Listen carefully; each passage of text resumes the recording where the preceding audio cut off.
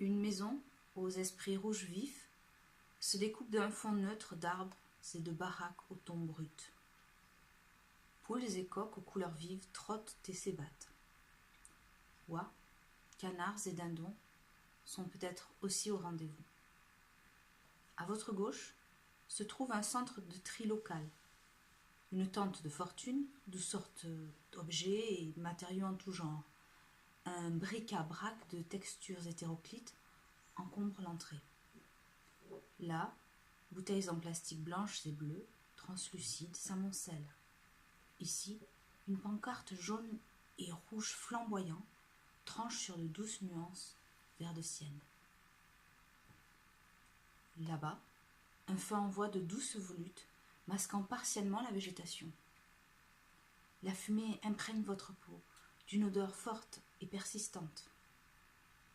Dans cette zone du village, les voitures sont particulièrement rares.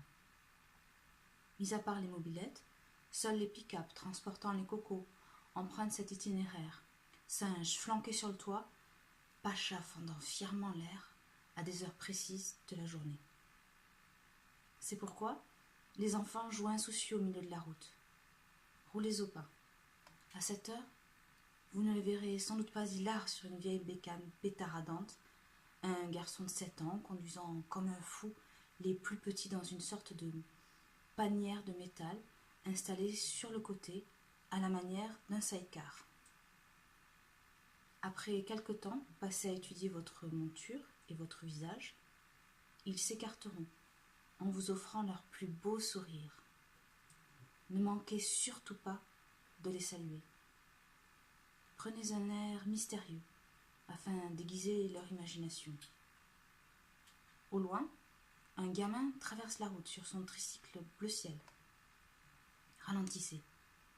Sa jeune sœur lui courra après sans prêter garde au véhicule. Puis,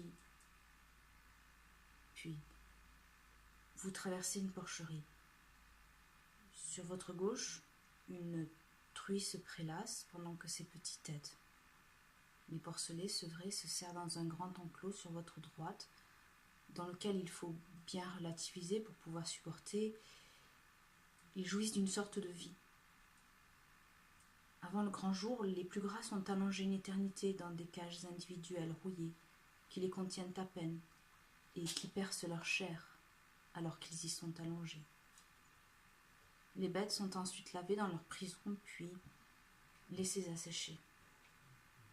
Arrive l'heure du sacrifice sur un autel de béton brut où rôdent déjà les chats, à l'affût de reste. Le buffle n'est pas rentré des champs. Le soleil est encore haut. Il se prélasse toujours dans la rivière claire, paupières mi-closes. Poursuivez la route, qui devient un chemin de terre. Insistez silencieusement si les chiens refusaient de se lever sur votre passage. Repérez la maison de tôle, où pendent quelques habits fatigués et rapiécés, séchant sur les fils barbelés. Des lattes de bois clouées parallèlement sur un tronc d'arbre guideront votre regard jusqu'à un enfant, caché dans le feuillage. Notez le cabanon éventré qui jouxte l'habitation. Le matériel hi-fi et les éclairages professionnels qu'il contient sont clairement visibles de la route. Ils animent les nuits de pleine lune pendant lesquelles murmures et cris de la forêt font place à une soirée jungle techno. Continuez. Vous la trouverez dans la maison jaune, isolée. Elle contemple la nature depuis un balcon. On l'appelle Panya Farang, la duchesse étrangère. Sa demeure est si vaste qu'on pourrait sans doute y loger le village. Elle diffère cependant des gigantesques villas blanches minimalistes situées plein soleil sur les hauteurs de l'île, jouissant d'une vue prenante et silencieuse sur la mer sous air conditionné. De chez elle, on ne voit que le jardin, herbe rase, sortant soudain à un mur de jungle dense. La duchesse a l'esprit bohème. La demeure, bien qu'à son image, est chargée de fantômes et de souvenirs qui ne lui appartiennent pas.